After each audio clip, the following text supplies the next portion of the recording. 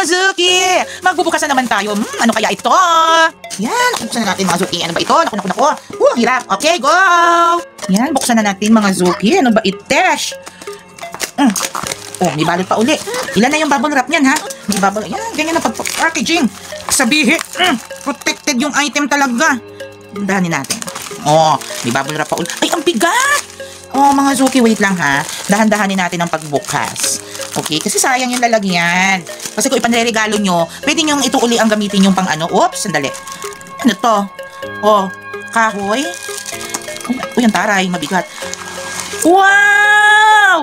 Oh, non-stick pancake pan. Wow. In fact, ang bigat mga Zuki.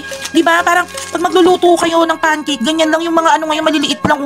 Ang ganda. Tapos ito pala yung handle. Ang taray. Ang ganda.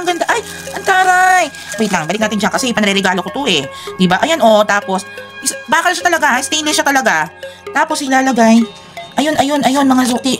Tingnan nyo, may butas doon. I-shoot nyo to doon. Ayun, yun, nakita nyo yung bakal na yun. Ganon. So, teka, gawin natin. Paano? Hindi ko magawa. Iikot ko lang. Ikaw nga gumawa. Sige nga, patingin. Oh.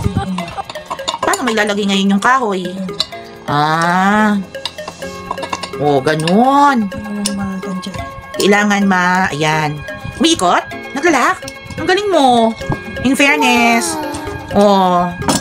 Ito talagang taga-assemble ko. Napakagaling sa mga ganyan. Oh, ang ganda, di ba? Ang ganda niya, ang aesthetic niya.